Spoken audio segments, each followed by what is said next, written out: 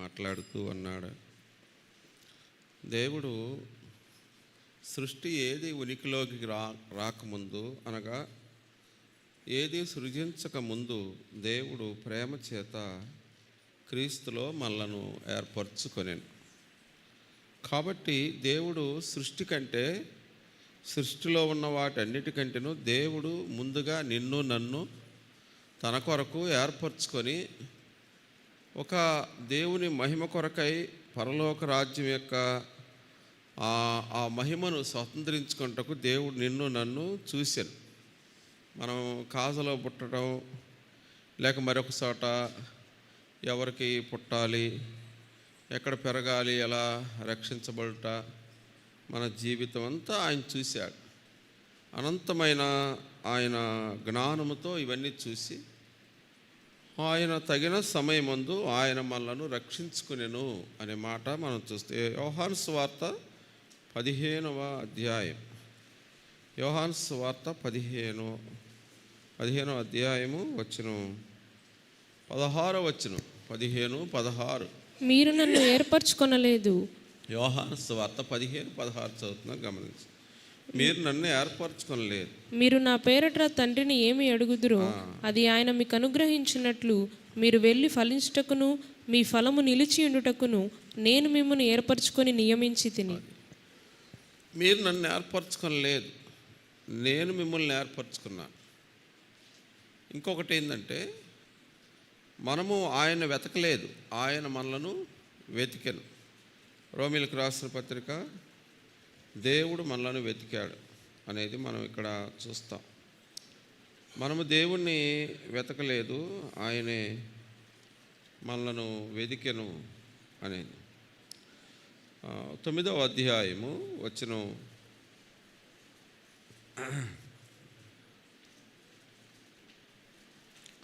23 నుంచి చదువుదాం. 23 నుంచి.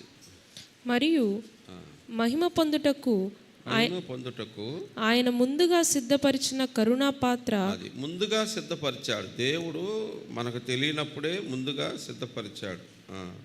ఘటముల ఎడల అనగా యూదులలో నుండి మాత్రము కాక అన్యజనులలో నుండి ఆయన పిలిచిన మన ఎడల అన్నాడు.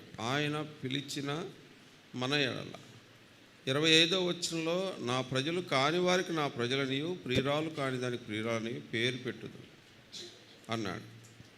కాబట్టి దేవుడు ముందుగా మనలను ఆయన మనసులో అనుకున్నాడు. ఆ తర్వాత ఆయన మనల్ని ఏర్పరచుకున్నాడు. ఆయన మనలను పిలిచాడు. ఎట్లా పిలిచాడు? దేవుని వాక్యంలో దెస్సలోనికి రాసిన పత్రికలో 2వ పత్రిక, దేవుడు మనలను ఎట్లా తన దగ్గరకు పిలిచాడు అనేది. దెస్సలోనికి రాసిన 2వ పత్రిక 2వ అధ్యాయము వచనం 14. మీరు లాగున రక్షింపబడి మన ప్రభువైన యేసుక్రీస్తు యొక్క మహిమను పొందవలనని ఆయన మా సువార్త వలన మిమ్మల్ని పిలిచెను. సువార్త వలన మిమ్మలను పిలిచెను, సువార్త వలన మిమ్మలను పిలిచెను అన్నాడు. కాబట్టి మనము ఆయన పిలుపుని అందుకొని దేవుడు మనలను తన దగ్గరకు పిలుచుకున్నాడు. ఎందుకు పిలుచుకున్నాడు అంటే ఆయనతో సమాధానపరచుకోవడానికి, తర్వాత ఆయన మనకు కుమారత్వాన్ని స్వాస్థ్యాన్ని ఇవ్వడానికి, అంతేకాదు మనకి ఆయన దగ్గర సహవాసం చేయడానికి, ఆయనతో సహవాసం చేయడానికి ఆయన మనల్ని పిలుచుకున్నాడు. చూడండి, యోహాను రాసిన మొదటి పత్రిక 1వ అధ్యాయం, యోహాను రాసిన మొదటి పత్రిక 1వ అధ్యాయము 3వ వచనం గమనించండి. మాతో కూడా మీకును సహవాసము కలుగునట్లు మేము చూచిన దానిని వినిన దానిని మీకును తెలియజేయుచున్నాము. మన సహవాసం అయితే తండ్రితో కూడాను ఆయన కుమారుడైన యేసుక్రీస్తుతో కూడాను ఉన్నది. చాలు. కాబట్టి మనం ఆయనతో సహవాసం చేయడానికి పిలువబడ్డాం. ఆయనతో సంబంధం కలిగి సహవాసము కలిగి ఉండడానికి మనం పిలువబడ్డాం. కాబట్టి ఈ రక్షణ యొక్క ప్రణాళిక, ఈ రక్షణ యొక్క ఆలోచన అంతా దేవునిది. ఏదో ఒక కారణంతో దేవుడు నిన్ను నన్ను పిలిచాడు. నేను సినిమాకి వెళ్ళి వచ్చాను, వచ్చి పండుకున్నాను. ఈ రక్షణ గోల, ఈ పరలోకం దేవుడు అనే అసలు మనసులో కూడా రానియకుండా జీవిస్తున్నా. అప్పుడు దేవుడు నాకు వచ్చిన కానుంచి ఈ మైకులో యేసుప్రభు పాటలు వింటున్నాను, వాక్యాలు వింటున్నాను. మా ఇంట్లో ఈ యొక్క అన్నీ ఉన్నాయి, కానీ అస్సలు ఎక్కడ కూడా ఎట్టి పరిస్థితుల్లో కూడా దానికి అవకాశం లేదు. ఇప్పుడు దేవుడు అప్పుడు ఏం చేశాడు, పట్టుకుని అన్నాడు. నరకం, మరణం ఇవన్నీ నా గుండెల్ని ఎంతగానో నాకు అంటే మరణం ఎప్పుడు వస్తుందో తెలియదు, ఏ రూపంలో అయినా రావచ్చు. మరణము ఎట్లా వస్తుందో తెలియదు. వాడు వాళ్ళ అన్న పెళ్ళికి బాగా అలిసిపోయి తను ఇంట్లో స్థలం లేకపోతే కుర్రాడు ఆ ఇంటి ముందున్న అప్పుడు వరకు పెళ్లి పనులకి తోలిన ఇసుకుంది మిగిలింది, దాని మీద పండుకున్నాడు. ఒక కట్ల పాము వచ్చి తనను కరిసింది. తాను ఏం చేశాడు అంటే బాగా నిద్రలో ఉన్నాడు, దాన్ని ఇసిరేశాడు.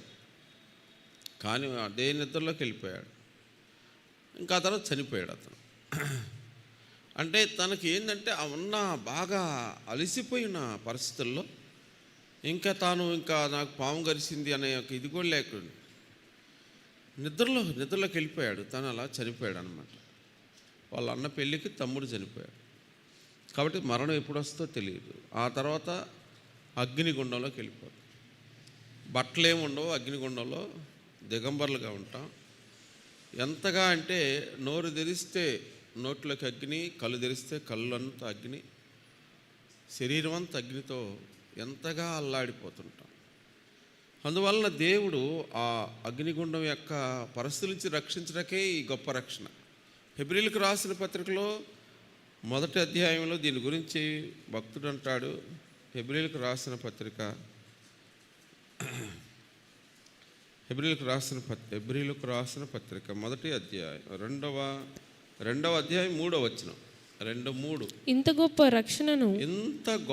రక్షణను మనము నిర్లక్ష్యము చేసిన ఎడల, ఈ రక్షణ గొప్ప రక్షణ అంటే సాక్షాత్తు దేవునితో సహవాసం, పరలోకంలో ఆయనతో కలిసి ఉండడం, ఈ ఘోర నరకాగ్ని నుండి తప్పించబడటం. అందుకని ఆయన మనల్ని దానికోసం పిలిచాడు. 3వ అధ్యాయం 2వ వచనం హెబ్రీ. దేవుని ఇందువలన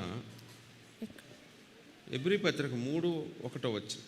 ఇందువలన పరలోక సంబంధమైన పిలుపులో పాలు పొందిన పరిశుద్ధ సహోదరులారా, చాలు. పరలోక సంబంధమైన పిలుపు, ఉన్నతమైన పిలుపు. దేవుడు మనల్ని పిలిచాడు. దేవుడు ముందుగా ఏర్పరచుకున్నాడు. ఇర్మియా గ్రంథంలో 1వ అధ్యాయంలో మనం చూస్తాం. ఇర్మియా గ్రంథం 1వ అధ్యాయం 4వ వచనం. యెహోవా వాక్కు నాకు ప్రత్యక్షమై ఇలాగు సెలవిచ్చెను, గర్భములో నేను నిన్ను రూపింపక మునిపే నిన్ను ఎరిగి తిని. అది గర్భములో నిన్ను రూపింపక మునిపే నేను నిన్ను ఎరిగి తిని. దేవుడు ముందుగా మనల్ని ఎరిగాడు. అందుకని మనం రక్షించబడ్డాం, ప్రభు బిడ్డలమయ్యాం. గర్భములో నిన్ను నేను ముందుగా ఎరిగితి, రూపించక ముందే నిన్ను ఎరిగి తిని. ఈ కుర్చీ తీసుకెళ్ళేయండి, ఇంకేమైనా ఉంటే కుర్చీ తీసుకెళ్ళేయండి. గర్భంలో దేవుడు నన్ను గర్భంలో ఆయన రూపించక ముందే నన్ను ఏర్పరచుకున్నాడు. గొప్ప రక్షణ భాగ్యాన్ని దేవుడు మనకు అనుగ్రహించెను అని మనం చూస్తున్నాం. ఇది ఒకటి. రక్షించబడిన మనము మొదటి అడుగు పేతురు రాసిన పత్రిక 2వ అధ్యాయం 1వ వచనం. పేతురు రాసిన మొదటి పత్రిక 2వ అధ్యాయం 1వ వచనం. ప్రభువు దయాళుడని మీరు రుచి చూచిన ఎడల సమస్తమైన దుష్టత్వమును, సమస్తమైన కపటమును, వేషధారణను, అసూయను, సమస్త దూషణ మాటలను మాని క్రొత్తగా జన్మించిన శిశువులను పోలిన వారై నిర్మలమైన వాక్యమును పాల వలన రక్షణ విషయంలో ఎదుగు నిమిత్తమును ఆ పాలను అపేక్షించుడి. ఇక్కడ మనం పొందిన రక్షణ మనం పొందిన రక్షణలో ఎదుగు నిమిత్తం రక్షించబడ్డాం. దేవుడు మనలను పిలిచాడు, గొప్ప రక్షణ ఇచ్చాడు, పరలోక పిలుపు ఇచ్చాడు. ఆయన సహవాసానికి ఆయన పిలుపును అనుగ్రహించాడు. ఆయన మనల్ని దగ్గరకు తీసుకున్నాడు. చీకటిలోండి ఆశ్చర్యకరమైన వెలుగులోకి మనలను నడిపించాడు. మరణములోండి జీవములోకి నడిపించాడు. అలా అయిన తర్వాత ఇక మనం ఎదగాలి. రక్షణలో ఎదుగు నిమిత్తము ఏం చేయాలా?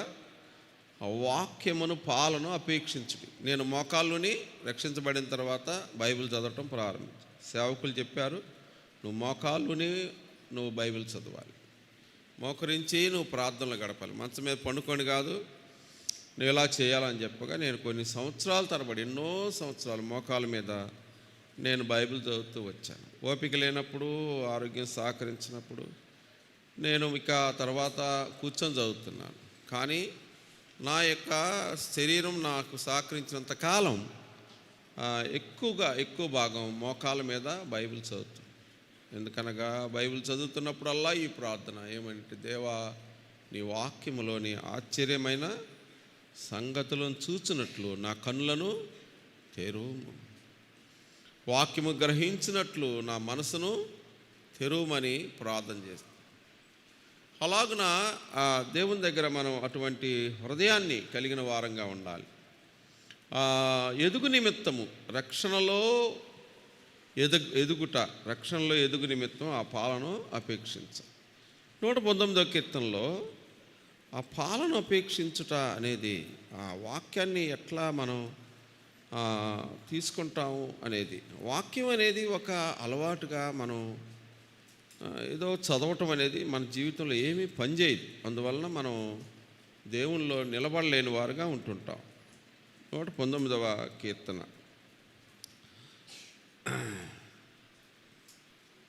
వాక్యం అనేది మన జీవితానికి ఎట్లా మనం తీసుకుంటాం అనే మాట 147వ వచనం. తెల్లవారక మునుపే మొర్రపెట్టి తిని నీ మాటల మీద నేను ఆశ పెట్టుకొని ఉన్నాను. నీ మాటల మీద నేను ఆశ పెట్టుకొని ఉన్నాను. అది నీ మాటల మీద నేను ఆశ పెట్టుకొని ఉన్నాను. నీవిచ్చిన వాక్యమును ధ్యానించుటకై నా కన్నులు రాత్రి జాముల మునిపే తెరుచుకుందును. అది తెల్లవారక మునిపే తెరుచుకుంది. ఒకసారి మళ్ళీ ఇంకొక పాట పాడతాను, కొంచెం లేచి నిలబడండి. నమ్మకమైన సర్దుకోండి, కొంచెం ప్రభు నిలబడాలి, తప్పదిక. నమ్మకమైన నా ప్రభు నిల్ను నే స్తుతిల్తును. కొంచెం సర్దుకుంటే స్తుతిల్తును. నమ్మకమైన నా ప్రభు కరుణతోడ పిల్చియు స్థిరపరచి కాపాడిన, స్థిరపరచి కాపాడిన. కూర్చోండి. స్థిరపరచిన నా ప్రభుల్ పొగడినే స్తుతిల్తును. నమ్మకమైన నా ప్రభు. సరే, విందా. వాక్యం మీద మనం ఆశ పెట్టుకొనుట అనేది 133వ వచనం చూడు. నీ వాక్యమును బట్టి నా అడుగులు స్థిరపరచుము. ఈ మాట చాలా ప్రతి విశ్వాసి చేయదగిన ప్రార్థన. ఈ మాట ఏది? తర్వాత మాట, ఏ పాపమును నన్ను ఏలనీయకుము. ఏ పాపము నన్ను ఏలనీయకు దేవా. నేను నీ బిడ్డనయ్యాను. నేను జీవించినంత కాలం ఈ లోకంలో జీవించాను. నేను ఇప్పుడు నీ యొక్క పరిశుద్ధుడను, నేను నీ వాడనైతిని, నేను నీ బిడ్డనైతిని గనుక ఏ పాపమును నన్ను ఏలనీయకు. దేవుని వాక్యము మన హృదయం నిండా ఉంటే మన హృదయంలోకి ఇంకా పాపానికి చోట్లేదు. మన మనసు నిండా దేవుని వాక్యం వింటే లోకానికి మన మనసులో చోట్లేదు. కాబట్టి ఒక సాధు సుందర్ సింగ్ గారు మేనకోడలు, వాళ్ళు చాలా పెద్ద ధనవంతులు, వ్యాపారవేత్తలు, సొంత మేనమామ.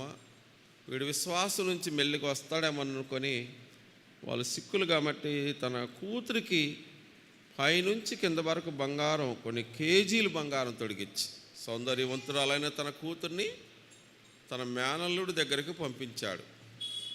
ఇలాగో చెప్పి మరీ పంపించారు వాళ్ళ సాధు సుందర్ సింగ్ గారు తండ్రి, వాళ్ళ మేనమామ.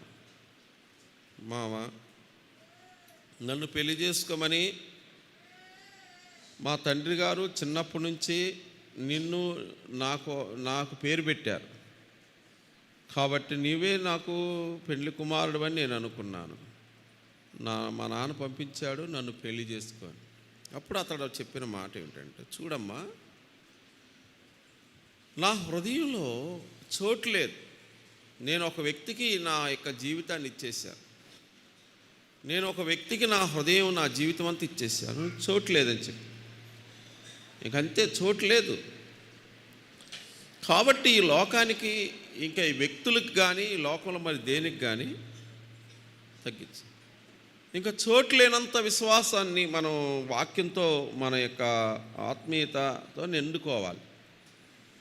కానీ అది మనకు దురదృష్టంగా మారుతుంది ఈ దినాల్లో. ఎవరు చేసుకుందో వాళ్ళు అనుభవిస్తారు. ఖచ్చితంగా రేపు ఎవరు విత్తింది వాళ్ళు కోస్తారు. దేవుడు అనుగ్రహించిన వాక్యం, దేవుడు అనుగ్రహించిన ఆయన సహవాసం నిర్లక్ష్యం చేసి నీవు మళ్ళా మెల్లగా ఈ లోకంలోకి జారిపోయినట్లయితే తగిన శిక్ష. దేవుడు రక్షణ పొందుటకే మనల్ని పిలిచిన కానీ శిక్ష అనుభవించడానికి పిలవలేదు. కానీ దురదృష్టం ఏంటి అంటే, వీటన్నిటి నిర్లక్ష్యం చేయడం వల్ల మనం అట్లా వెనకబడిపోయి శిక్షకు పాత్రలు అవుతాం. ఇది రక్షించబడిన తర్వాత ఆ రక్షణలో ఎదుగు నిమిత్తము ఆ పాలను అపేక్షించు, ఆ వాక్యాన్ని అపేక్షించాలి అన్నాడు. ఆ తర్వాత మూడవది మనం చేయాల్సిన పని ఏమిటి అంటే, మార్కు సువార్త 5వ అధ్యాయము వచనం 19-20 వచనం చదువు. మార్కు సువార్త 5వ అధ్యాయం 19-20. ఆయన వానికి సెలవీయక, నీవు నీ ఇంటివారి యొద్దకు వెళ్ళి ప్రభువు నీ యందు కనికరపడి నీకు చేసిన కార్యములన్నిటినీ వారికి తెలియజెప్పుమనెను. వాడు వెళ్ళి యేసు తనకు చేసినవన్నీ దెకపోలిలో ప్రకటింప ఆరంభింపగా అందరూ ఆశ్చర్యపడిరి. చాలు. గరాసేన్ ప్రాంతంలో అనేక దెయ్యములు బట్టి తాను దిగంబరిగా ఉంటూ సమాధుల్లోనూ అరణ్యములోనూ తిరుగులాడుతూ కేకలు వేయచ్చు, రాళ్ళ చేత తన దేహాన్ని గాయపరుచుకుంటూ ఆ దారిని పోవుచున్న వారందరినీ రాళ్ళతో కొట్టుతూ వచ్చిన. అందరూ అతని కేకలకి అతను చూసి భయముతో నిండిన వారై ఆ ప్రాంతానికి వెళ్లకుండా ఉండెను. యేసు ప్రభువారు ఆ దారిని వెళుతూ ఉండగా, సర్వోన్నతుడైన దేవుని కుమారుడా, నువ్వు ఎందుకు ఎక్కడికి వచ్చావని ఆ దెయ్యాలు అడిగినాయి. అతనిలో నుంచి వెళ్ళిపోమ్మని చెప్పేసి దేవుడు ఆజ్ఞాపించగా ఆ దెయ్యాలు అతని నుంచి బయటికి వెళ్ళిపోయినాయి. అప్పుడు అతడు తన వస్త్రములు కట్టుకున్నవాడై, తాను వస్త్రములు ధరించిన వాడై చక్కగా యేసు ప్రభు పాదాల దగ్గర కూర్చున్నాడు. అతడు ఎల్లప్పుడూ కూడా కేకలు వేయచ్చు, తిరుగులాడుతూ, వస్త్రాలు ధరించకుండా దేహాన్ని రాళ్ళతో, అంటే ఒక కోను రాళ్ళతో అంటే కోసుకుంటూ, రక్తం కారుతూ, పెద్ద పెద్దగా అరుస్తూ, ప్రజల మీదకి రాళ్ళు రువ్వుతూ వచ్చిన అలాంటి వాడు ఇప్పుడు వస్త్రాలు ధరించిన వాడై యేసు ప్రభు పాదాల దగ్గర కూర్చున్నాడు అని అక్కడ మనం చూస్తున్నాం. అప్పుడు యేసు ప్రభువుని ఇలా అడిగాడు, ప్రభువా, నేను నీతో వస్తాను ప్రభువా, నువ్వు లేకుండా ఉండలేను ప్రభువా అన్నాడు. ప్రభువు ఏమంటున్నాడు అక్కడ, సరే, కానీ నువ్వు మొదట నీ ఇంటికి వెళ్ళు, నీ యందు నేను కనికరపడి. ఆ మాట గమనించండి, 19వ వచనంలో ప్రభువు నీ యందు కనికరపడి నీకు చేసిన కార్యములన్నిటినీ వారికి తెలియజెప్పమని. కాబట్టి మొట్టమొదట నీవు దేవుని కనికరాన్ని, ఆయన కృపను అనుభవించిన వ్యక్తివైతే నువ్వు ఇంటికెళ్ళి నీ ఇంటి వారికి తెలియజేయాల. లేకపోతే నీ రక్షణలో లోపం ఉంది, కరెక్ట్ కాదు. నేను రక్షించబడిన తర్వాత నేను మా పొలంలో రక్షించబడ్డాను, ఉదయం 8 ఆ టైంలో రక్షించబడ్డాను. 9 ఆ టైంలో ఇంటికి వస్తున్నాను, 9 దాటింది, 9:30 అయింది. మొట్టమొదట నన్ను ఎదుర్కొంది ఎవరు? చిలువూరు పాలన్న, నా స్నేహితుడు. అప్పుడు నేను అతనికి నా రక్షణ గురించి చెప్పాను. అతడు రక్షించబడ్డాడు. ఇంటికి వచ్చాను, మా ఇంట్లో వాళ్ళందరికీ చెప్పాను నా రక్షణ గురించి. నాకు ఎదురుపడిన వాళ్ళందరికీ చెప్పాను నా రక్షణ గురించి. దేవుడు నన్ను ఎట్లా రక్షించాడో, ఎట్లా క్షమించాడో, తన బిడ్డకి ఎట్లా చేసుకున్నాడో వివరించాను. నా రక్షణ ఆనందాన్ని వాళ్ళకి తెలియజేసి, నాకు ఇక పాపం మీద, లోకం మీద నాకు ఎటువంటి కోరిక, భ్రమ లేదు. దేవుడు పూర్తిగా నా జీవితాన్ని నేను ఆయనకి ఇచ్చేసాను. ఇది నేను అనేక మందికి తెలియజేస్తాను. విన్న వాళ్ళు విన్నారు, వ్యతిరేకించే వాళ్ళు వ్యతిరేకించారు, దూషించే వాళ్ళు దూషించారు. అనేక మంది ప్రభువుని రక్షకుడిగా అంగీకరించారు. ఆ బావి దగ్గర ఆ కొండ వదిలేసి సమర స్త్రీ ఊరిలోనికి వెళ్ళి, నేను చేసినవన్నీ నాతో చెప్పి నన్ను మార్చిన వాడిని శుద్ధురుకొని రండి అంది. కాబట్టి నీవు నిజముగా రక్షించబడిన వ్యక్తివైతే, నీలో దేవుని ఆత్మకార్యం, ఆయన వెలుగు, ఆయన జీవం, దేవుని హృదయంలోకి వచ్చిన మాట వాస్తవమైన, నువ్వు ఎట్లా మౌనంగా ఉంటావు? కీర్తనలు 66, కీర్తనలు 66వ అధ్యాయము చూడండి. 66వ అధ్యాయము వచనం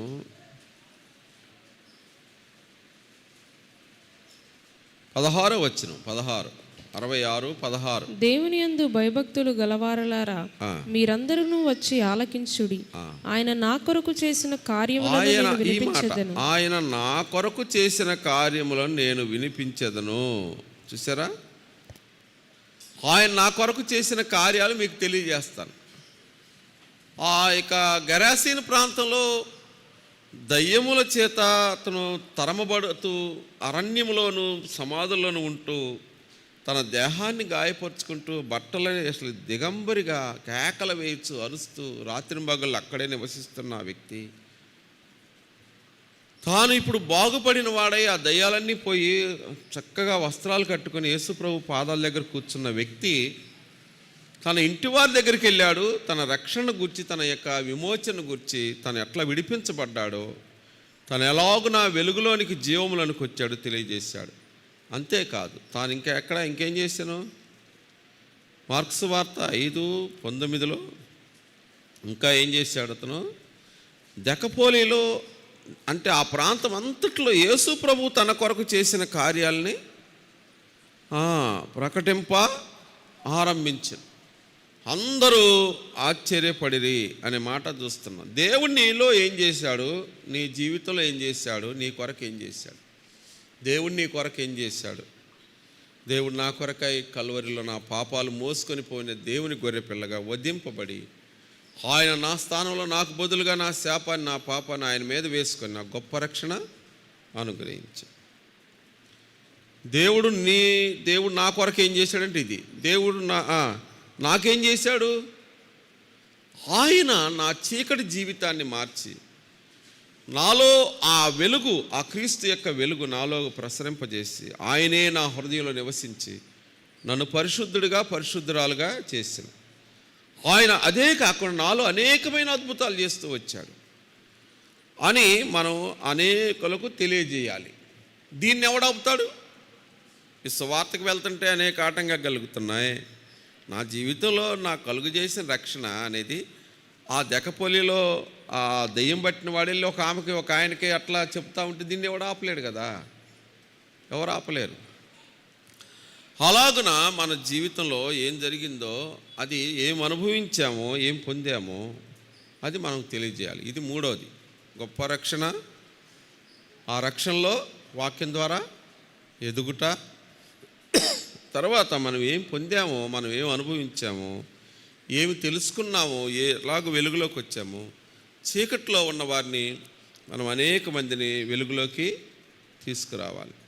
ప్రభుతో సమాధానపడు, నీకు మేలు కలుగుతుంది, ఈ పాపం వల్లే ఈ యొక్క పరిస్థితులన్నిటి కారణమని మనం వాళ్ళకి తెలియజేయాలి, చెప్పి వాళ్ళని వెలుగులోకి నడిపించాలి. ఇది మూడవ పని. నాలుగవది నేను చెప్పి ముగిస్తాను. నాలుగవది ఏంటి అంటే, దేవుడు మన పట్ల ఒక గొప్ప ఉద్దేశాన్ని కలిగి ఉన్నాడు. ఆ ఉద్దేశం ఏమిటో మీకు రోమీలకు రాసిన పత్రిక 8వ అధ్యాయంలో తెలియజేసి ముగిస్తాను. రోమా పత్రిక 8వ అధ్యాయం.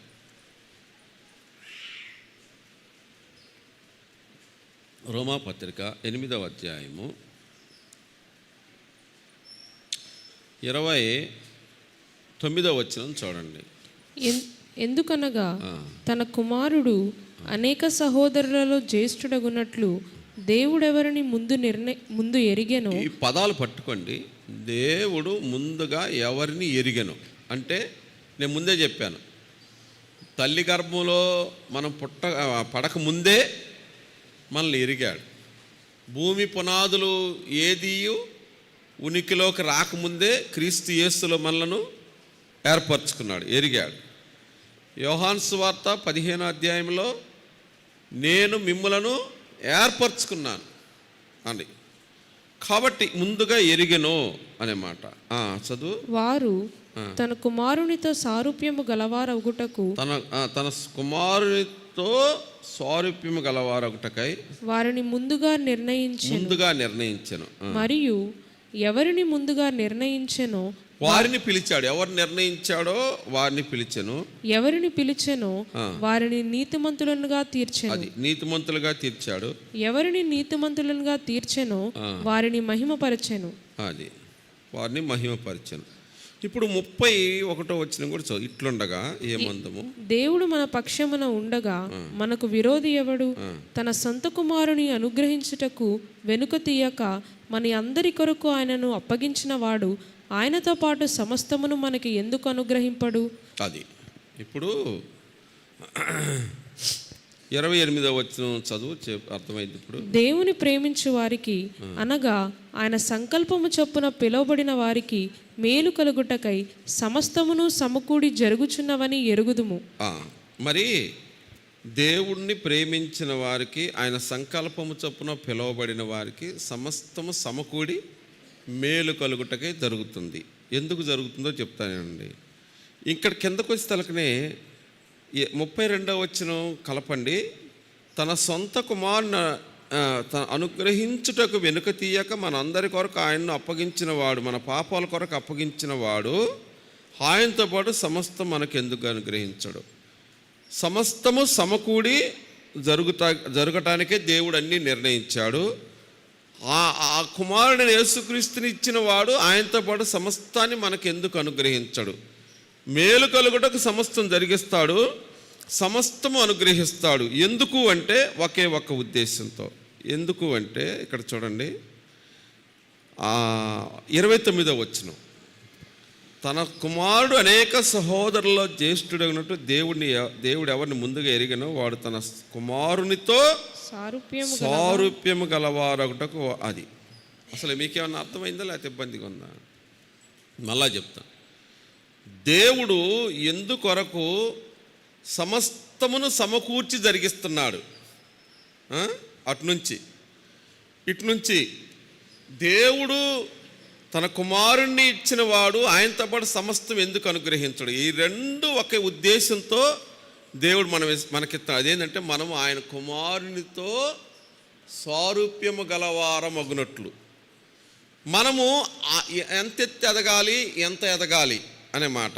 ఎంత ఎదగాలంటే యేసుక్రీస్తు అంత ఎత్తి ఎదగాలి.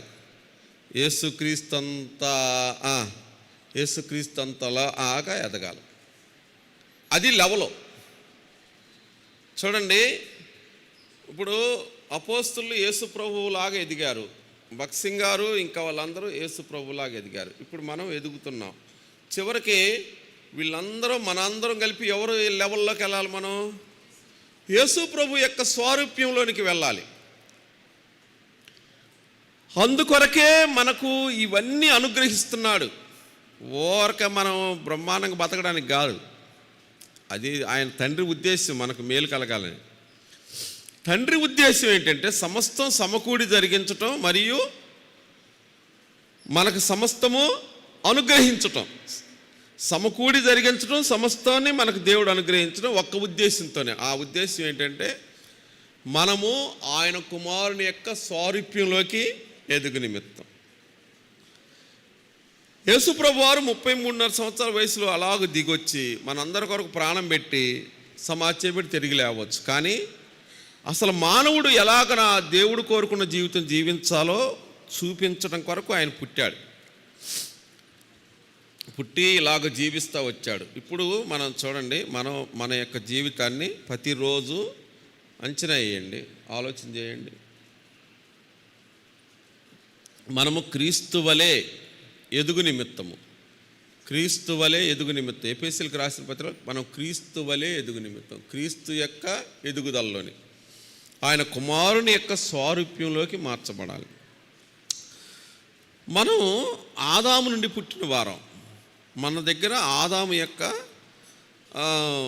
లక్షణాలు అనగా అబద్ధం ఆడి తప్పించుకునే మోసకరమైన లక్షణాలు కలిగిన వారం. మనం స్వార్థపరమైన లక్షణాలు కలిగిన వారం. మనం రక్షించబడ్డాం. మన ప్రాచీన శరీరం ఉంది చూసావా, ఇది సమాధిలోకి వెళ్ళే వరకు ఇది మనల్ని ఎలాడుతూ ఉంటుంది. ఇది మనల్ని లాగుతుంటుంది లోకం వైపుకి. మన ఆత్మ రక్షణ ఎట్లొచ్చిందంటే క్రీస్తు ద్వారా పైనుండి వచ్చింది. ఈ శరీరం ఉంది చూసావా, అది ఎక్కడి నుంచి వచ్చిందంటే ఇది మట్టిలో నుంచి వచ్చింది. ఈ శరీరం ఎప్పటికీ మట్టి వైపుకి లాగుతుంటుంది, లోకం వైపుకి లాగుతుంటుంది. ఆత్మ దేవుని వైపుకి లాగుతూ ఉంటుంది. ఈ రెంటి మధ్య మనం జీవిస్తున్నాం. మనం దేనికి ఎక్కువ మేత పెడతామో, దేనికి ఎక్కువ మనం బాగా మనసు పెడతామో అది జయిస్తూ ఉంటుంది. మనం ఆత్మ సంబంధంగా జీవించాలని వాక్యము, ప్రార్థన, పరిశుద్ధుల సహవాసము, ఆత్మీయతలో మనం ఎదుగుతామో మన శరీరం ఎప్పుడు కూడా కదలకుండా నాకు ఇంకెక్కడ ఛాన్స్ లేదు, నేనేం చేయగలనని అట్లా కూర్చుంటుంది అన్నమాట. ఎప్పుడైతే మనం దీనికి బాగా మనం ఇక ఈ లోకం యొక్క విధానాల్ని మనం చేరుస్తామో ఇది విజృంభించి మన ఆత్మను అణిచివేస్తుంది. అప్పుడు మనకు పరలోకపు తలంపులు, వాక్య తలంపులు, పరిశుద్ధమైన తలంపులు, సమాధానకరమైన తలంపులు ఇవి రావు. మోసకరమైనవి, ఇగో, అహం, నాదే కరెక్టు, నేనే కరెక్టు, ఎవరిది కరెక్ట్ కాదనే ఆ యొక్క గర్విష్ఠితనంలోకి వెళ్ళిపోతాం మనం. అందువలన క్రీస్తు ప్రభు యొక్క స్వారూప్యం అంటే ఏమిటి? ప్రేమ, కనికరము, జాలి, మంచితనము, దయ, ఈ లక్షణాలు మనకు వస్తాయి అన్నమాట. దేవుని వాక్యం ఏం చెప్తుందో చూడండి. అపోస్తల కార్యం 10వ అధ్యాయం, అపోస్తల కార్యములు 10వ అధ్యాయము వచనం 38. 10:38. అదేదనగా దేవుడు నజరేయుడైన యేసును పరిశుద్ధాత్మతోనూ శక్తితోనూ అభిషేకించుననున్నది. దేవుడు ఆయనకు తోడయుండెను గనుక ఆయన మేలు చేయుచు అపవాది చేత పీడింపబడిన వారందరినీ స్వస్థపరచుచు సంచరించుచు ఆయన మేలు చేయొచ్చు. 33.5 సంవత్సరాల్లో యేసు ప్రభు వారు ఆయన చేసిందల్లా ఏంటంటే మేలు చేయొచ్చు. క్రీస్తు యొక్క స్వారూప్యంలోనికి మనం ఎదుగుతా అంటే మనం మేలు చేయొచ్చు ఉండాలి, ఇంకంతే. మనం ఎట్టి పరిస్థితుల్లో మన మాట, మన జీవితం, మన ప్రవర్తన ఎవరికి కీడు అనేది రాకూడదు. చూడండి, మనం మన నిజ జీవితాన్ని దేవుడు పరీక్షిస్తాడు. మన నిజ జీవితాన్ని దేవుడు పరీక్షిస్తాడు. నేను కొన్ని చెప్తాను. ఈ రక్షణలో ఎదుగుచు క్రీస్తు యొక్క స్వారూప్యాన్ని మనం లో ఎదుగుచు అనేకులకు సాక్ష్యమిస్తూ ఆత్మీయ జీవితాన్ని జీవిస్తూ ఉంటాం కదా. మన జీవితం నడుచుకుంటూ వెళ్తూ ఉంటుంది. కానీ మనం ఎంతలో పరలోకం వెళ్ళలేదు, లోకంలో మనం జీవిస్తున్నాం. కొన్ని ఎదురవుతాయి మన జీవితానికి, కొందరు ఎదురవుతారు. ఈ మాట పట్టుకోండి. కొన్ని ఎదురవుతాయి, కొందరు ఎదురవుతారు. గెహాజీకి ఏమి ఎదురైనాయి? నయమాను రథం మీద ఉన్న వెండి, బంగారం, వస్త్రాలు ఎదురైనాయి. నయమాను పోగొట్టుకున్న కుష్ఠరోగం గెహాజీకి తన ఇంటి వారందరికీ కలిగి నశించిపోయారు. కొన్ని ఎదురవుతాయి మన జీవితానికి, నాకైనా మీకైనా కొన్ని ఎదురవుతాయి అన్నమాట. కాబట్టి నేను ఒకసారి ఇలా అనుకుంటాను, దేవుడా నా సేవలో తిరిగేంతకాలం నాకు ఎక్కడ డబ్బులు దొరకకుండా చేయి తండ్రి అని. ఎందుకంటే ఎక్కడన్నా డబ్బులు ఎవడన్నా ఒక పెద్ద మూట బాగుంటే అది తీసుకొచ్చి ఇంట్లో పెట్టుకుంటే మళ్ళీ పోలీసులు వస్తారు, నన్ను పట్టుకెళ్తారు, మళ్ళీ మంగళగిరిలో పెడతారు, మీరందరూ వచ్చి నన్ను విడిపించాలా, ఎందుకు వచ్చిన బాధ ఇదని చెప్పేసి దేవుడా. ఇది మనకి దురాశతో కూడిన ఆలోచన. మన జీవితాన్ని ఏదో ఒకటి పతనానికి లాక్కెళ్తుంది. ఇది నిజం. ఎక్కడో మొత్తానికి పతనానికి మన జీవితం లాక్కెళ్తుంది. చూడండి, నేను కొన్నిసార్లు చెప్తాను, మంచి ఆత్మీయులు, తాను ఎంతో ఆత్మీయురాలు, తాను ఎంతో బట్టల షాపులో పనిచేస్తూ ఉంటాడు, ఏమో కూలి పనిచేస్తాడు. తాను మంచి తెలివి కలిగిన వాడు, కొద్ది కూడబెట్టుకుని డబ్బులతోటి బట్టల షాప్ ఓపెన్ చేశారు. లక్షాధికారులు అయ్యారు. ఊరకే వాళ్ళు లెగితే ఇక బంగారం కొనటం, అవి కొనటం, ఈ కొనటం, కారుల్లో తిరగటం, లేకపోతే విలాసవంతంగా జీవించడం ప్రారంభించారు. ఒక కొడుకు, కూతురు. కొడుకు ఒక ఆడపిల్లల జీవితాల్ని నాశనం చేస్తున్నాడు. పోలీసుల దగ్గరికి బాగా ఇతని గురించి వెళ్తుంది. ఇతను పారిపోతుండగా కాల్చేశారు పోలీసులు. వాడు చచ్చాడు. ఇది నిజంగా జరిగిన సంఘటన. కూతురు ఒకరిని ప్రేమించితే వాడు ఇక చేసుకుంటానని కథలు చెప్తున్నాడు. ఒకసారి ఇంటికి వెళ్ళింది. ఓ చిన్నపిల్లాడు, ఒక 6 సంవత్సరాల పిల్లాడు వచ్చి నాన్న అన్నాడు, నీ కొడుకేనంటే అవునంది. వత్తా కాళ్ళలో దిగి చనిపోయింది. ఇద్దరు చనిపోయారు. ఇప్పుడు వాళ్ళిద్దరు ఏం చేశారంటే ఇప్పుడు మళ్ళీ తిరిగి మారు మనసు పొందారు. వింటున్నారా ఈ మాటలు? తిరిగి మారు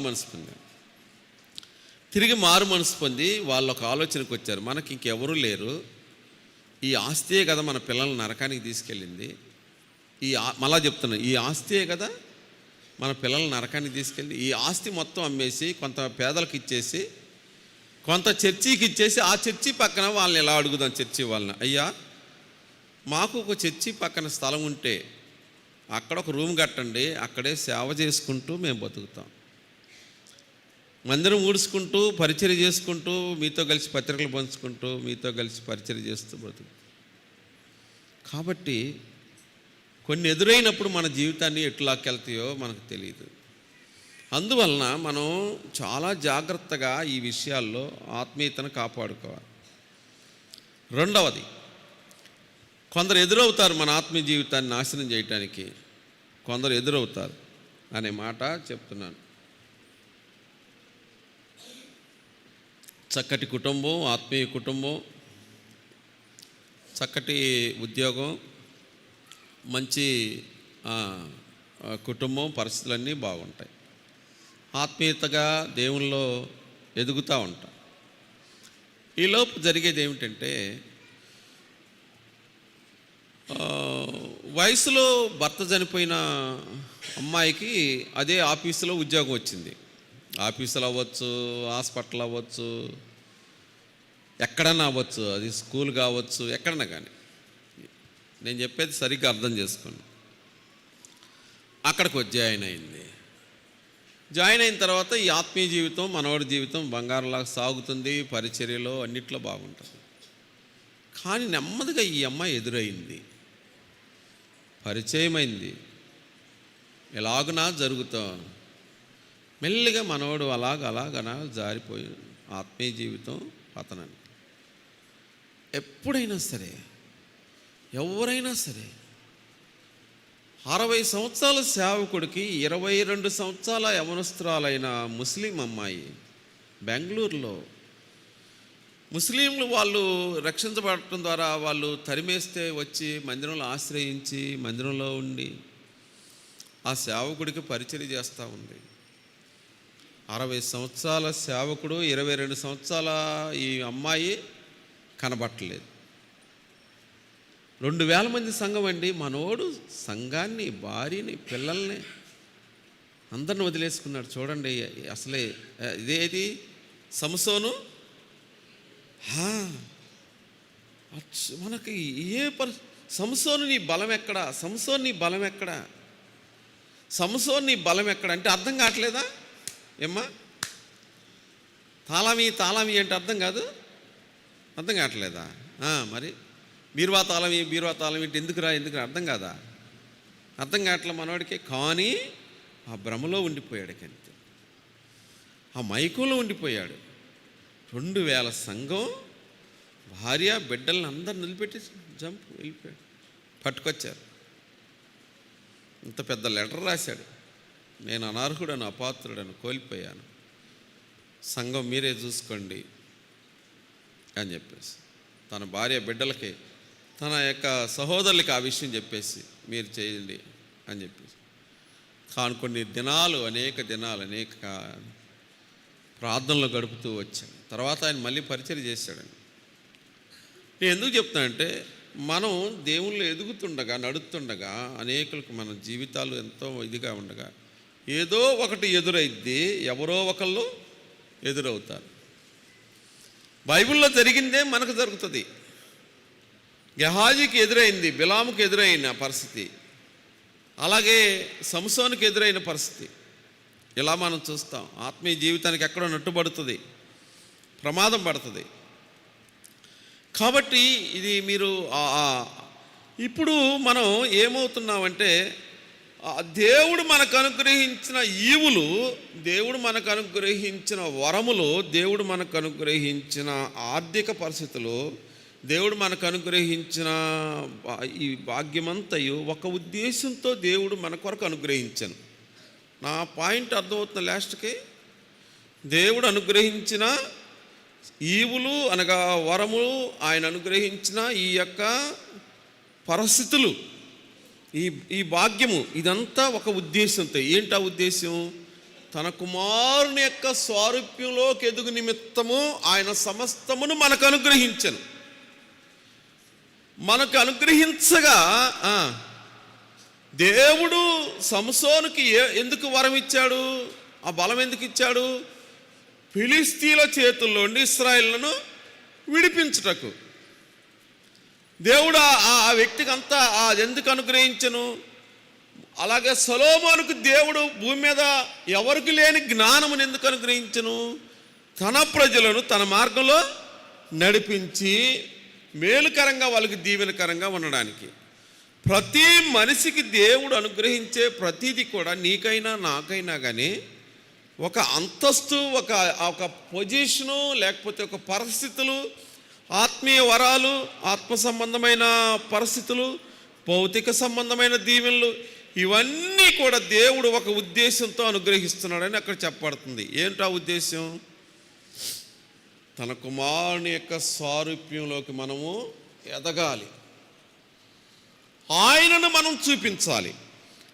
లాస్ట్కి మనం చనిపోయిన తర్వాత పరలోక రాజ్యంలో ఒకే ఒక్క గుర్తులతో యేసు ప్రభువుని మనం గుర్తుపట్టాలి తప్ప వేరే గుర్తుపట్టలేం. ఏంటి ఆ గుర్తు అంటే, మనం అందరం యేసు ప్రభులాగా ఉంటాం. మీరు మనలో చాలామంది నల్లగుంటారు, తెల్లగుండారు, పొట్టిగుండారు, ఎత్తుగా ఉండారు, రకరకాలుగా ఉండారు. కానీ మనం చనిపోయిన తర్వాత దేవుని వాక్య ప్రకారం అందరం యేసు ప్రభు వారు ఆయన వలే ఉంటాం, ఆయనలాగా ఉంటాం. మరి ఆయన ఎలా గుర్తుపడతామంటే, ఆయన వధింపబడినట్టుండిన గొర్రెపిల్ల. ఆయనకి అప్పటికి గాయాలుంటాయి, చేతుల్లో కాళ్ళల్లో గాయాలుంటాయి. ఆయనకి యేసు ప్రభు వారు ఆ గాయాలు యేసు ప్రభు ఇంకా తగ్గలేదంటే ఏందో తెలుసునా?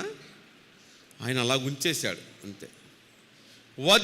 నేను యోహాను చూస్తున్నప్పుడు అదే అంటాడు, పరలోకమందు నేను ఆయన చూసి తిని. ఆయన ఎలాగున్నాడు? వధింపబడినట్టుండిన గొర్రెపిల్ల. అది ప్రకటన గ్రంథం 1వ అధ్యాయంలో కూడా ఆయన మహిమను చూశాడు. ప్రతి స్థలంలో ఈ మాట కనపడుతుంది, వధింపబడినట్టుండిన గొర్రెపిల్ల. వధింపబడినట్టుండి అంటే అప్పటికి ఆయన గాయాలు అట్లాగా ఉండేవి అన్నమాట. ఆయన సౌందర్యం, ఆయన మహిమ, ఆయన స్థానం, ఆయన యొక్క స్థితి దేవుడు మనకు అనుగ్రహిస్తున్నాడు. అందుకే అన్నాడు, తండ్రి నీవు నన్ను ప్రేమించినట్లే వీరిని ప్రేమిస్తున్నావు, నేను వారిని ప్రేమిస్తున్నాను. నేను ఎక్కడుంటానో వారును అక్కడ ఉండునట్లు అనుగ్రహించమని నీకు ప్రార్థన చేయుచున్నాను. యోహాను సువార్త 17వ అధ్యాయంలో యేసుప్రభు వారు తండ్రిని అడిగాడు.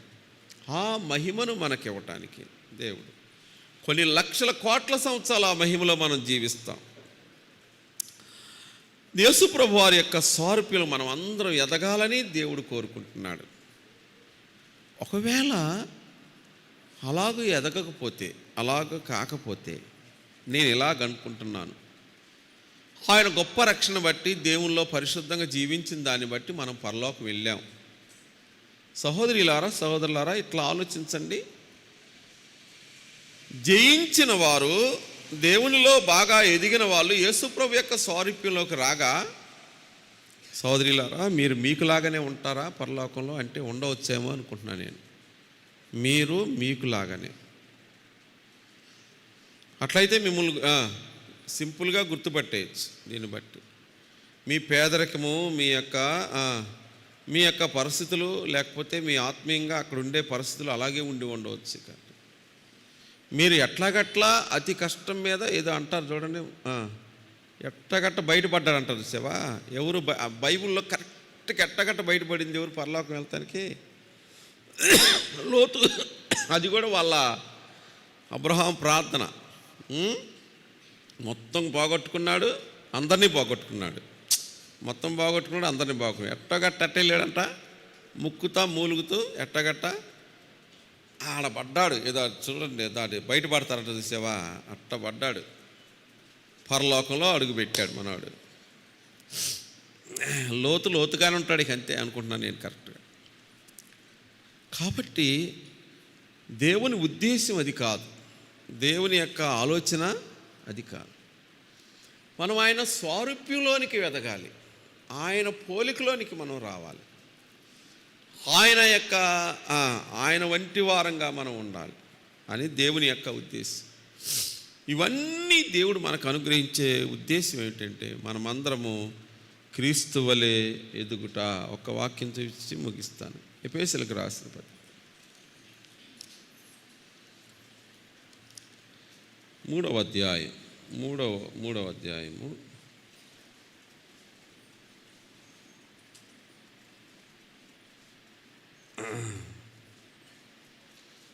వచనం. 18. మీరు అంతరంగ పురుషుని యందు శక్తి కలిగి ఆయన ఆత్మ వలన బలపరచబడినట్లుగాను, క్రీస్తు మీ హృదయములలో విశ్వాసము ద్వారా నివసించినట్లుగాను తన మహిమైశ్వర్యము చొప్పున మీకు దయచేయవలననియు, మీరు దేవుని సంపూర్ణత యందు పూర్ణులగునట్లుగా ప్రేమయందు వేరుపారి స్థిరపడి సమస్త పరిశుద్ధులతో కూడా దాని వెడల్పు, పొడుగు, లోతు, ఎత్తు ఎంతో గ్రహించుకొనుటకును, జ్ఞానమునకు మించిన క్రీస్తు ప్రేమను తెలుసుకొనుటకును తగిన శక్తి గలవారు కావాలని ప్రార్థించుచున్నాను. ఓకే. ఇక్కడ మరొక మాట ఏంటంటే, అది మనము సత్యము చెప్పుచ్చు క్రీస్తు వలె ఎదుగు నిమిత్తము అని ఉంటుంది. 4:15 ప్రేమ కలిగి సత్యము చెప్పుచు క్రీస్తు వలె ఉండుటకు మనం అన్ని విషయములు ఎదుగుదుము. క్రీస్తు వలె ఎదుగుదుము. క్రీస్తు ఎదిగినంత ఎదుగుదల, ఆయనలాగా మనం పరిశుద్ధతలో, సత్యములో, యథార్థతలో మనము నిజమైన జీవితం జీవించట్లో మనము క్రీస్తు వలె ఉండుటకు అనేది. చూడండి, ఒక పాల బాటలో రంధ్రం పెట్టి బాగా పిండితే ఏమొస్తుంది బయటికి? పాలే వస్తాయి కదా, ఇంకేమి రావు కదా. ఇంకేదైనా కానీ అట్లాగే మనం బాగా ఒత్తిడి ఎక్కువ చేస్తూ ఉంటే దాంట్లోంచి ఏముందో అదే వస్తాయి, లోపలేముందో అదే వస్తాయి. చూడండి,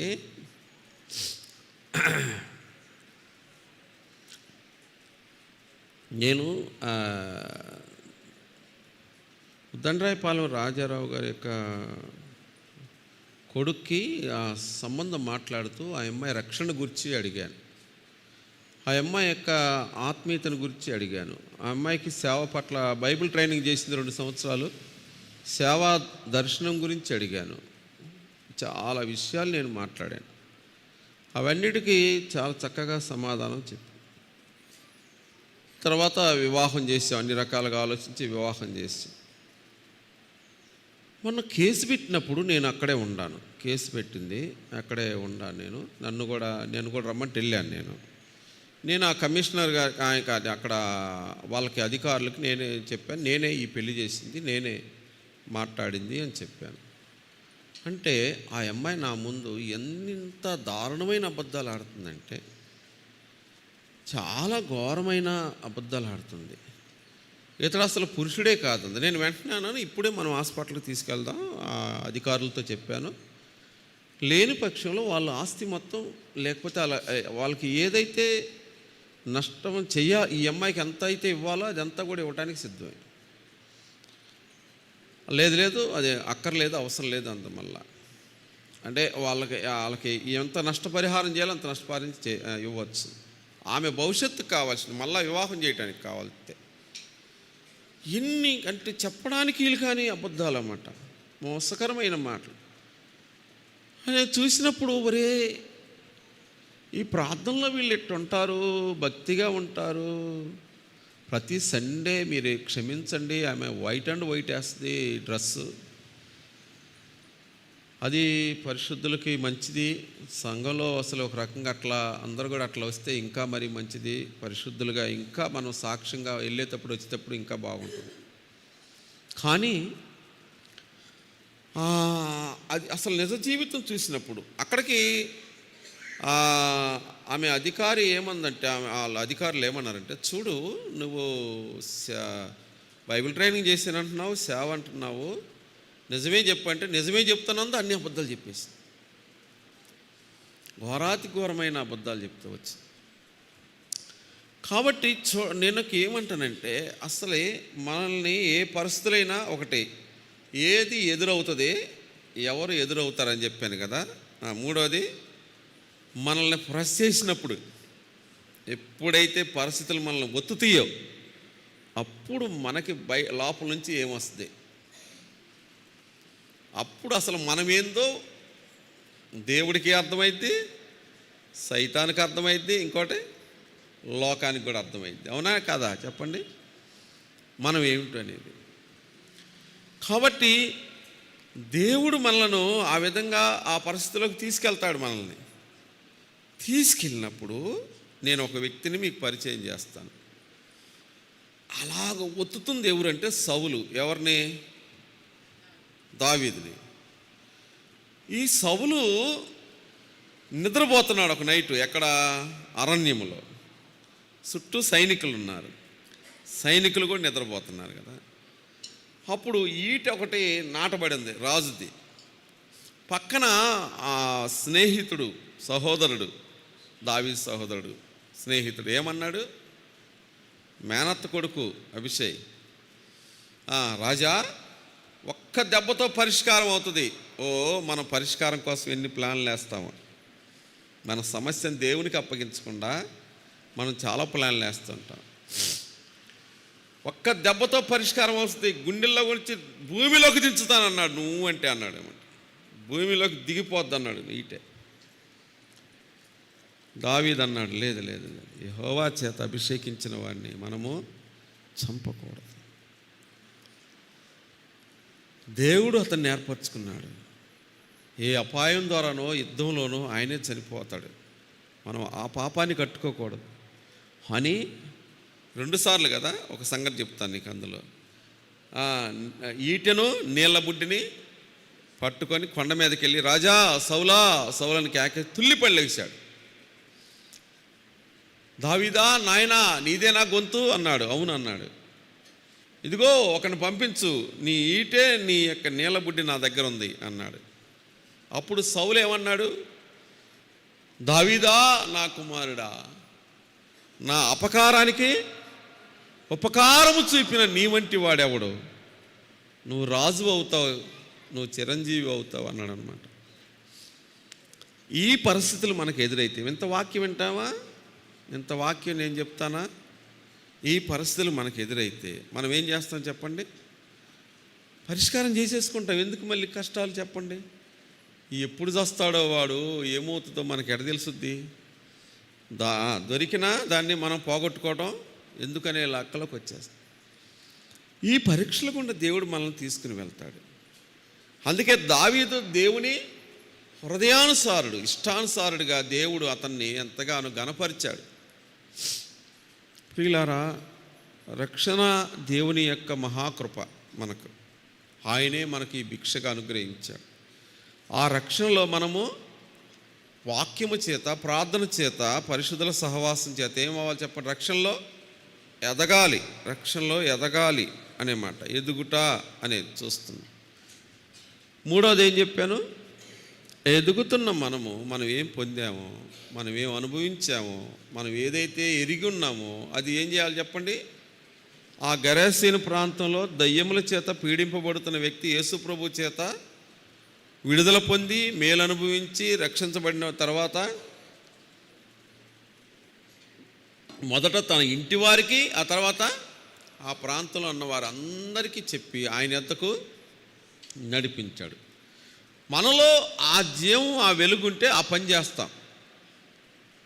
ఎవరిని కలిసినా, ఎక్కడికి కలిసినా అసలు ఈ మాటలే రాకపోతుంటే నీకు దైవికమైనవి, నీలో ఆ వెలుగు పోయింది.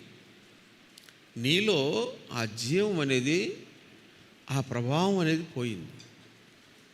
ఎవరిని కలిసినా మనం పాపం మాటలు కాదు కానీ ఏదో ముచ్చట్లో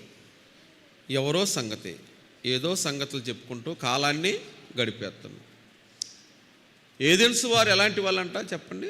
మా వాక్యం చదివిన వాళ్ళు ఏదెన్సు వారు ఏదో ఒక కొత్త సంగతి ఎందు మాట్లాడుకుంటే ఎందును, వినుట ఎందును కాలం గడుపువారంట. ఏదెన్సు వారి లక్షణాలు ఏం చెప్పండి? ఏదో ఒక కొత్త సంగతి మాట్లాడుకోవటం, దాని గురించి వినటంలో కాలాన్ని గడిపేవాళ్ళు. ఇలా కాలాన్ని గడుపుతున్నాం. దేవుని దగ్గర మనం ఏమి లెక్క చెప్తాం? ఓకే, తర్వాత ఇలాగున తర్వాత నాలుగోది చెప్పాను. ఏమని? నాలుగోది అంటే మనం ఈ విధమైన ఆత్మీయ జీవితంలో బాగా ఎదుగుతున్న పరిస్థితుల్లో ఏదో ఒకటి ఎదురవుతుంది. ఎవరో ఒకళ్ళు ఎదురవుతారు, ఖచ్చితం. ఇది పురుషులకైనా స్త్రీలకైనా ఎదురవుతుంది. ఆ రెండింటిని జయించుకొని ఇంకా ముందుకెళ్ళామనుకోండి, కొందరి చేత మనం నలపబడతాం. అర్థమవుతుందా? మనం కొందరి చేత చెప్పండి నలపబడతాం. అందుకని హెబ్రోనుకి ఒక కుర్రోడు సేవ నిమిత్తం వెళ్ళాడంట, ట్రైనింగ్ అవటానికి. భక్సింగ్ గారు ఉన్న కాలంలో. అంటే చాలా నిర్మలమైన మనస్సాక్షితో కొత్తగా ఎదుగుతూ దేవుల్లో బలంగా ఉన్నవి. అంతకుముందు సేవ కొరకై వచ్చిన కొంతమంది ఊడుతున్నారంట. సరిగుడు అన్నారంట ఒక అతను. అంటే పురుషులు స్త్రీలు ఊడుతారు అక్కడ. మనోడు కోపం వచ్చి ఇడిదిప్పి ఏది చీపిరి యాసిడ్ మడేం పెట్టి అది దెబ్బ తగిలింది. కొంతమంది అబద్ధాలు ఆడటం, మోసకరంగా ఉండడం, అక్కడ కొట్టుకోవటం, వీళ్ళు అట్లాంటి పరిస్థితులు చూసి లెటర్ రాశాడంట, సహోదరుడా నేను ఇక్కడ ఉండలేను, ఇలాంటి పరిస్థితుల్లో నేను ఎదగలేను అన్నాడు. అప్పుడు భక్సింగ్ గారు దగ్గరుండే ఒక సహోదరుడు సేవకుడు వచ్చి, యవనస్తుడా, దేవుడు నీ కోసం వాళ్ళని ఉంచాడు, నువ్వు ఇక్కడే ఎదగాలి అన్నాడంట. అదేంటి నాకు అర్థం కాదు అన్నాడు.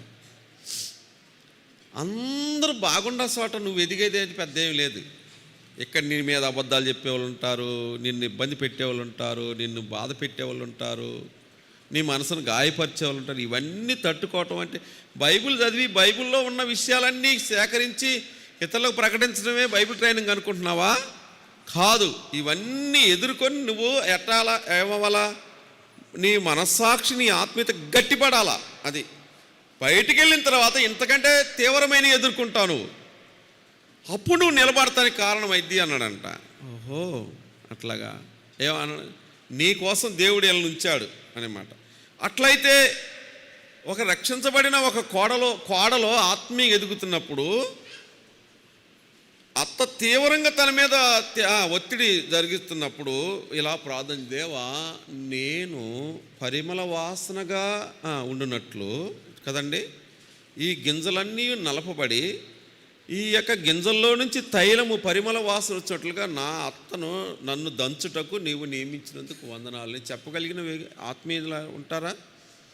అలాగే ఒక అత్త కానీ లేకపోతే ఇంట్లో కానీ బయట కానీ, ప్రభువా ఈ వ్యక్తిని నాకు ఎందుకు ఇచ్చావు, నేను నీ కొరకాయ పరిమళ వాసనగా ఉండినట్లు అనే మాట.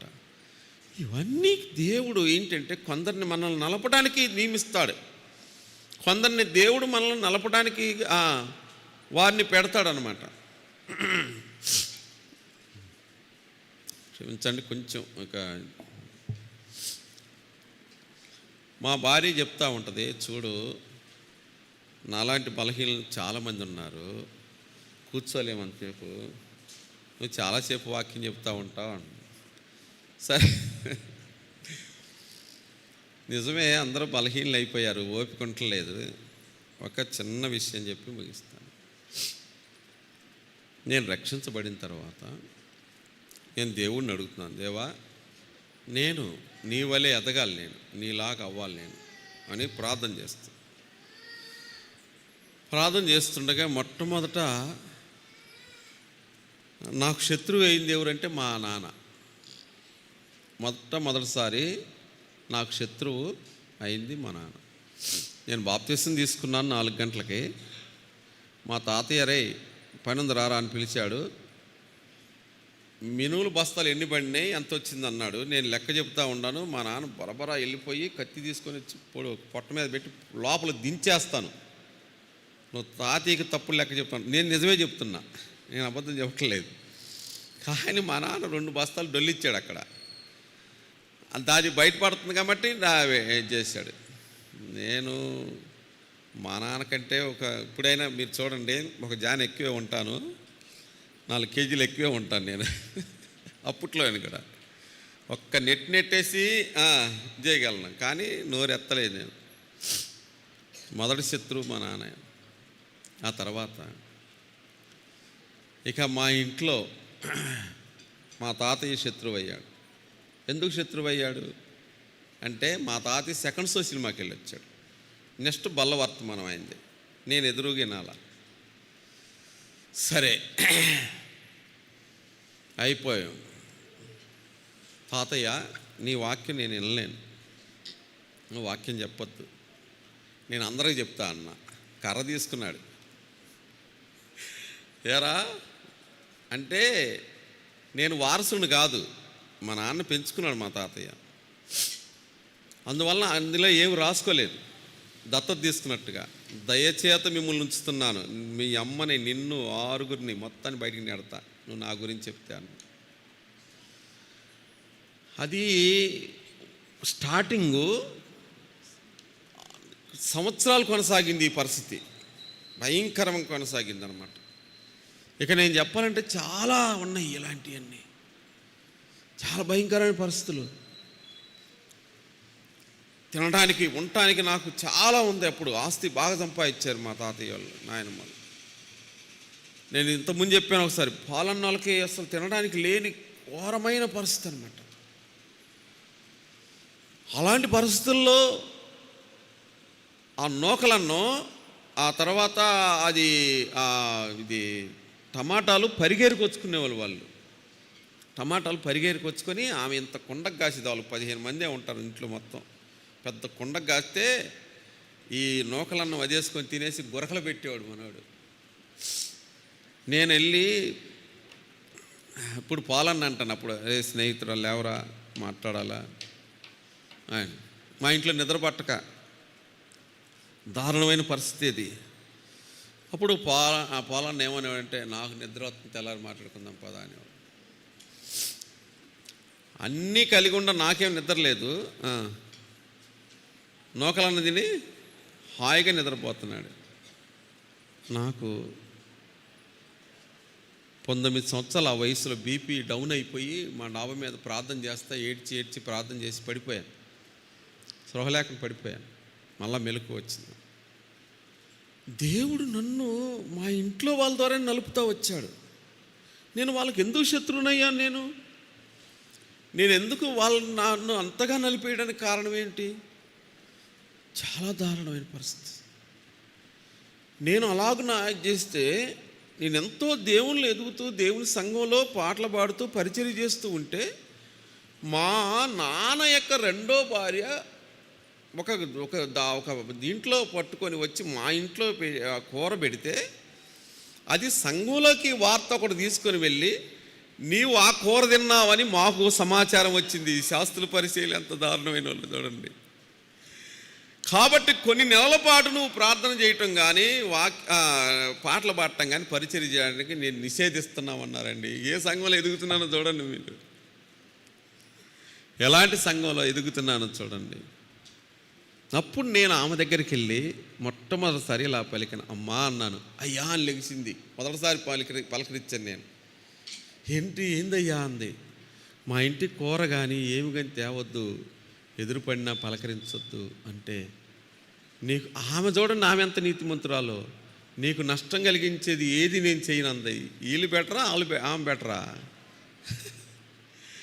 చూడండి, ఇలాంటి పరిస్థితుల్లో నేను దేవుళ్ళో ఎదిగాను. మీరు ఆలోచించండి. ఆత్మీయంగా బాగా ఎదుగుతున్న టైంలో ఏదో ఒకటి ఎదురైద్ది, ఎవరో ఒకరు ఎదురవుతారు. వాటిని జయించుకొని ఇంకా ముందుకు వెళ్తుంటే దేవుడు కొన్ని పరిస్థితుల్లో గుండా తీసుకెళ్తాడు. ఒక ఇనుము యొక్క కరిగిన ఇనువుని శుద్ధని ఒక మిషన్లో ఎత్తేనే ఆ రాడ్లు కానీ అనుకున్నవన్నీ బయటికి వస్తాయి.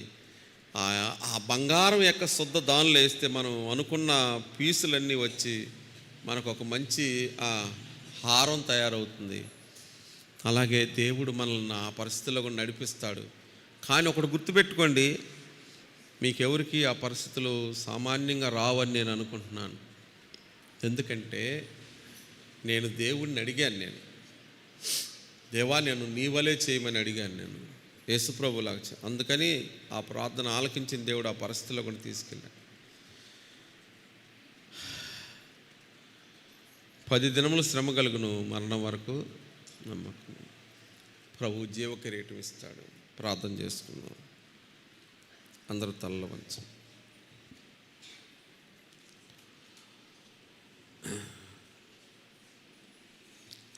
క్రీస్తునందు ప్రియులారా, సమస్త దుర్నీతి, సమస్తమైన మోసకరమైన పరిస్థితులన్నీ దేవుడు లెక్కలోకి తీసుకొస్తాడు.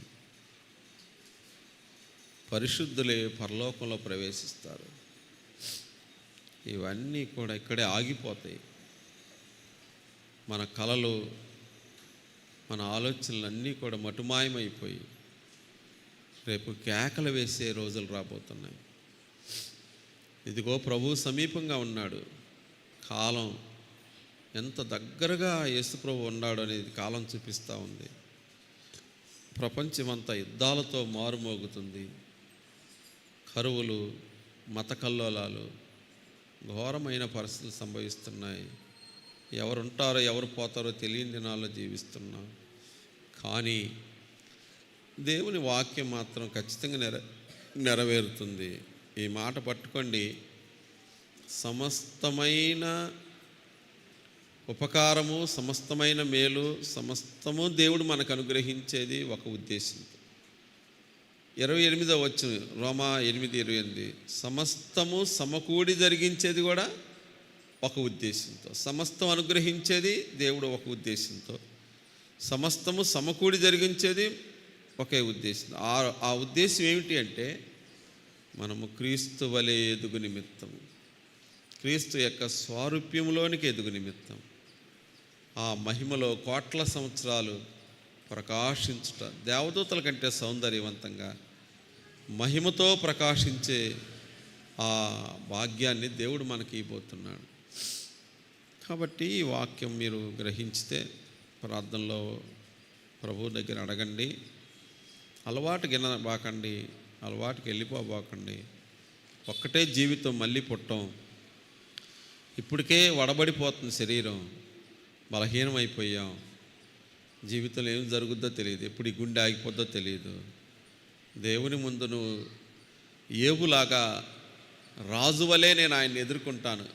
ఇక్కడ గుండె ఆగి అలాగ కళ్ళు తెరిసిక అంటే ఇక్కడ కన్ను మూస్తే అక్కడ పరలోక రాజ్యంలో నా ప్రియ ప్రభువుని, నా రక్షకుడిని, నా తండ్రిని పరిగెత్తుకుంటూ వెళ్ళి ఆయన పాదాలు పట్టుకుని, నా దేవా, ఈ ఘోరమైన లోకంలో ఎన్ని బాధలు అనుభవించానో, ఎంత శోధనలు గుండా ప్రయాణం చేయాల్సి వచ్చిందో, ఎన్ని ఒత్తిళ్ళు గుండా ప్రయాణం చేయాల్సి వచ్చిందో, ఎంత శత్రువులు గుండా ప్రయాణం చేయాల్సి వచ్చిందో, నా ప్రియమైన తండ్రి అని కాళ్ళ మీద పడ్డప్పుడు ఆయన నిన్ను నన్ను ఎత్తుకొని తన సింహాసనం మీద కూర్చోబెట్టి కళ్ళం నీళ్ళు తుడిసి, నా బిడ్డ, ఇక్కడ నీకు బాధ పెట్టేవాళ్ళు, కష్టపెట్టేవాళ్ళు, ఇబ్బంది పెట్టేవాళ్ళు, నిన్ను విమర్శించేవాళ్ళు ఎవరు ఉండరు. ఇక్కడంతా మహిమతో ఉంటుంది. ఇక్కడ ఏ దుష్టులు, దుర్మార్గులు, అబద్ధకోరులు, మోసగాళ్ళు, అన్యాయస్తులు ఇక్కడ ఉండరు. రాజకీయాలు ఉండవు. ఇక్కడ ఏముండదు, పరిశుద్ధులే రాజ్యం వెళ్తారు. ఇదిగో రాజులకు రాజు, ప్రభువులకు ప్రభు, సర్వాధికారి అయిన దేవుడే సమస్తం ఏలుతూ ఉంటాడు. అక్కడ ఏ విధమైన తేడా రాదు. అందరూ యేసు ప్రభు మనసు కలిగి ఉంటారు. స్వార్థమే కానీ ఏ విధమైన తలంపులే కానీ ఉండవు. అంతా పరిశుద్ధమైనదే ఉంటుంది. అసలు శరీరమే మారిపోద్ది. పాపం చేసే శరీరం ఉండదు, లైంగికమైన శరీరం ఉండదు, కోరికలు కలిగిన శరీరం ఉండదు, మహిమతో ఉండే శరీరం ఉంటుంది. కానీ ఆకలి అవుద్దంట, మనం కావాల్సింది ఏదైనా తింటాం, అన్నీ సంతోషం. ఆకలి ఉండదు అనే మాట ఉంది, కానీ ఆ జీవవృక్ష ఫలాలు అంటే మనం తినకపోయినా ఇబ్బంది ఏమి ఉండదు. జీవవృక్ష ఫలాలు తింటాం, ఆనందంగా దేవుని మహిమతో ఉంటాం. సత్యరావు గారు చెప్తాడు, భూమి మీదకి రావాలనుకున్నప్పుడు వస్తాం, క్షణాల్లో పరలోకానికి వెళ్ళిపోతాం. మనం నడవాల్సిన అవసరం ఉండదు, వాహనాలు అక్కర్లేదు. యేసు ప్రభువారు వాళ్ళందరూ గదిలో ఉండగా యేసు ప్రభువారు తిరిగి లేచినప్పుడు ఎట్లా లోపలికి వచ్చాడో అట్లా వెళ్ళిపోతాం. ఏ గోడలు మనకు అడ్డం రావు, ఏ మేఘాలు మనకు అడ్డం రావు. ఆకాశంలోకి వెళ్ళిపోతాం, భూమి మీద సంచరిస్తాం. ఆహా, మహిమే మహిమ. కాకపోతే 4 రోజులు ఓపిక పట్టండి, మనం పరలోకంలో ఉంటాం. ప్రార్థన చేసుకుందాం. కిరణ ప్రార్థన చేస్తారు. అందరూ కూడా ఈ వాక్యాన్ని గట్టిగా పట్టుకోండి, మనస్సులో గట్టిగా హృదయంలో నింపండి. విజయవంతమైన ఆత్మీయ జీవితం జీవిద్దాం. నాశనమైపోతున్న లోకాన్ని మనం దేవుని కొరకు సంపాదించగలుగుతాం. ప్రార్థన చేసుకుందాం.